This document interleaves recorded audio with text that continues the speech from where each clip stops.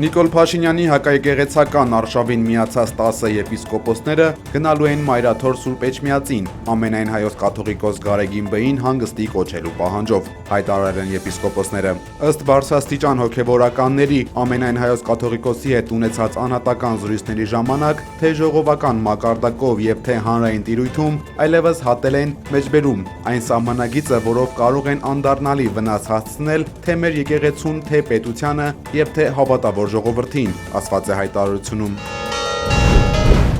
Բյուրականի Սուրբ Հովհաննես եկեղեցում նախատեսված միասնական ժամերգությունը տեղի կունենա Մայրաթոր Սուրբ Էջմիածնում ժամը 17-ին։ Արագածոտնի թեմի տարածած հայտարարության մեջ մասնավորապես ասվում է. հայցում ենք ամենքիդ աղոթական ներկայությունը միասնական ժամերգությանը։ Միասին աղոթենք անազատության մեջ գտնվող մեր հոգևոր հայրերի, ազատազրկված ու գերեվարված զավակների եւ մեր Սուրբ եկեղեցու անսասանության համար։ Դիմում եմ առաջինը վարչապետ Փաշինյանին։ Եպիսկոպոսներին Էջմիածին ուղարկելով մի պառակտիր մեր ժողովրդին եւ նվեր մի արա մեր թշնամիներին։ Մեր ձևով ժողովրդական շարժման համակարգող Նարեկ Կարապետյանն այս կոչն է արել Նիկոլ Փաշինյանին անդրադառնալով 10 եպիսկոպոսների Մայրաթոռում սպասվող ակցիային։ Նա նշել է, որ իրենք վաղը լինելու են Մայր տաճարում աղոթելու եւ հոգեվոր սնունդ ստանալու։ Հարգելի հայրենակիցներ, խնդրում եմ ձեզ բոլոր կողմերից, թե պետական աշխատակիցներին ում ստիպողաբար քաղաքացիական հագուստով ուժային կառույցների բերելու են այնտեղ, թե մեր հավատավոր ժողովրդին լինելու ենք այնտեղ հավատավոր ժողովրդի հետ եւ փորձելու ենք ամեն ինչ անել, որ այս օրը, որ նրանք ուզում են սարքեն ամոթի օր, դառնա տոն, համերաշխության տոն։ Մենք պետք է իրար հետ դա անենք, չնայած որ մարդիկ օգտագործելով եպիսկոպոսների թուլությունը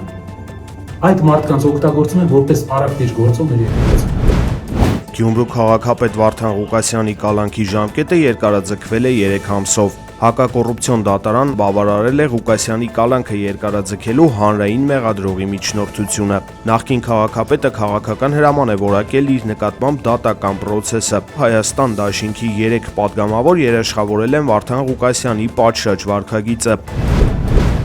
Ռուսաստանի փոխվարչապետ Ալեքսեյ Օվերչուկը Երևան այցի ընթացքում առաջին անգամ չի հանդիպել Հայաստանի վարչապետին, ինչը խորհրդանշում է ռուսական կողմից հայկական իշխանությունների հետ հաղորդակցության ձևաչափի փոփոխություն, գրում է Փաստորաթերթը։ Ըստ ոչ պաշտոնական տեղեկությունների հանդիպման բացակայությունը մեկնաբանվել է որպես հարաբերությունների սառեցման դրսևորում Հայաստանի եւ Ռուսաստանի գործող իշխանությունների միջև։ Օրաթերթի տեղեկություններով այցի ընթացքում հատուկ ուշադրություն է դարձվել կողմերի միջև 15 կետից բաղկացած համաձայնագրի իրականացմանը, որից ընդամենը մեկն է մինչև օրս իրականացվել Հայաստանի իշխանությունների կողմից։ Օրաթերթը նկատում է Մոսկվան հասկացրել է, որ պարտականությունների չկատարումը անթույլատրելի է։ ՆԱՏՕ-ի գլխավոր քարտուղարի տեղակալ Ռադմիլա Շեկերինսկան կայցելի Հայաստան։ Ինչպես հայտնում է Դաշինքի պաշտոնական կայքը, դեկտեմբերի 18-ին նախատեսված այցի շրջանակներում Շեկերինսկան կհանդիպի վարչապետ Նիկոլ Փաշինյանի, Ազգային ժողովի նախագահ Ալեն Սիմոնյանի, արտգործնախարար Արարատ Միրզոյանի եւ պաշտպանության նախարար Սուրեն Պապիկյանի հետ։ Շեկերինսկան նաեւ հանդիպումներ կունենա քաղաքացիական հասարակության ներկայացուցիչների եւ ՆԱՏՕ-ի դաշնակից երկրների դեսպանների հետ։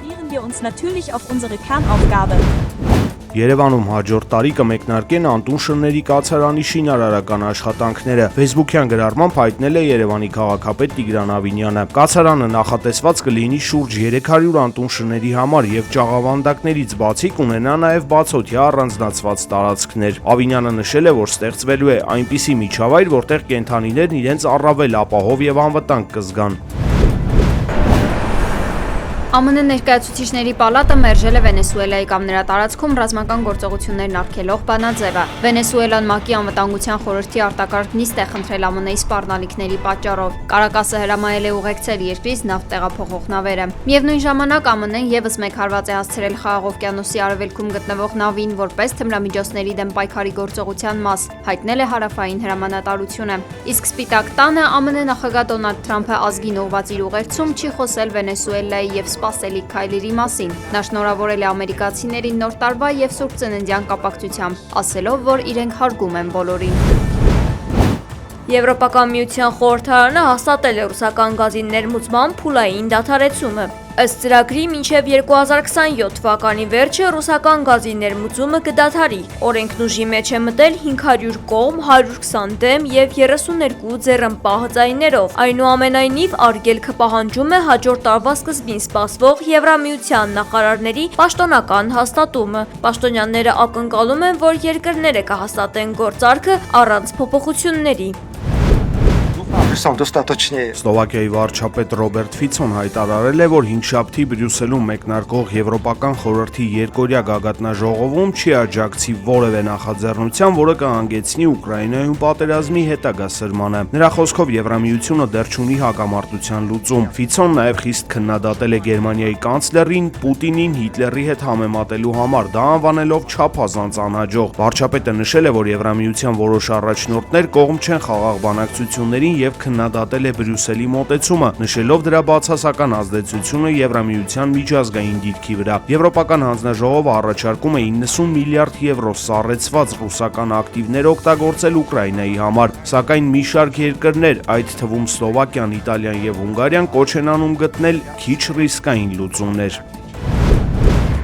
Ռուսաստանի անվտանգության դաշնային ծառայությունը կանխել է ահաբեկչություն Վոլգոդոնսկի վարչակազմի շենքում ձերբակալելով ուկրաինական հատուկ ծառայությունների կողմից հավաքագրված ուսանողուհի մահապարտի։ Նրան բռնել են ռումբով ուսապարկը պաշտոնյային հանձնելուց կես ժամ առաջ։ Պայուսակում հայտնաբերվել է մոտ 10 կիլոգրամ տրոտիլային համարժեքով ինքնաշեն պայթուցիկ սարք, խոցող տարրերով։ Ռուսաստանի նախագահ Վլադիմիր Պուտինը հայտարարել է, որ ոչ մեկին չեն զրկում անվտանգության իրավունքից, բայց կկատարեն իրենց խոստումները, այդ թվում ՆԱՏՕ-ի չընդլայնումը։ Ոչ թե Ռուսաստանը սկսեց պատերազմը Ուկրաինայում, այլ Արևմուտքը։ ԱՄՆ նախորդ վարչակազմը դիտավորյալ իրավիճակը հասցրեց պատերազմի։ Վաշինգտոնը եւ Եվրոպան վստահ էին, որ կարճ ժամանակահատվածում կոչնչացնեն Ռուսաստանը, ասել է Պուտինը եւ նշել, որ երկիրը պատրաստ է բանակցել եւ լուծել բոլոր հարցերը խաղաղ ճանապարհով։ Ռուս առաջնորդը հայտարարել է, որ Մոսկվան անկասկած կհասնի իր նպատակներին Ուկրաինայում, այդ թվում ռազմական ուժով գրավելով այն տարածքները, որոնք Վլադիմիր Պուտինը ռուսական է համարում։ Թուրքիան կարող է Ռուսաստանին վերադարձնել ավելի վաղ ձեռք բերված C-400 զենիթահրթիռային համալիրները։ Այս հարցը քննարկվել է երկու երկրների նախագահների Թուրքմենստանում կայացած հանդիպման ընթացքում։ Ըստ Բլումբերգի, Անկարան նաև ձգտում է վերադարձնել համակարգերի գնման համար ծախսված միլիարդավոր դոլարները։ Այս քայլը Թուրքիային կարող է հնարավորություն տալ ձեռք բերել ամերիկյան F-35 կործանիչներ։ Ավելի վաղ Թուրքիայում ԱՄՆ դեսպան Թոմ Բարաքը հայտարարել էր, որ Անկարան պետք է հրաժարվի ռուսական C-400 համալիրներից, որպեսզի կարողանա մասնակցել ամերիկյան F-35 կործանիչների ծրագրին։ FIFA-ն հաստատել է աշխարհի 2026 թվականի առաջնության ռեկորդային մրցանակային վճարները։ Ազգային ասոցիացիաների միջև բաշխման ընդհանուր հիմնադրամը կկազմի $727 միլիոն, ինչը 50%-ով ավելի է, քան հատկացվել էր Կատարում կայացած 2022-ի առաջնության արդյունքներով։ Մունդիալ 2026-ի հաղթողը կստանա $50 միլիոն, արծաթե մեդալակրին բաժին կհասնի 33 միլիոն, իսկ երրորդ տեղը գրաված թիմին $29 միլիոն, 5-ից 8-րդ տեղերը 19 միլիոն, 9-ից 16-րդ տեղերը 15 միլիոն։ Փլեյօֆի առաջին շրջանից պայքարը լքող հավաքականները կստանան $11 միլիոն, իսկ խմբային փուլից պայքարը լքողները $9 միլիոն։ Բացի այդ, յուրաքանչյուր որակավորված թիմ հավելյալ կստանա $1.5 միլիոն մրցաշարի նախապատրաստվելու ծախսերը հոգալու համար։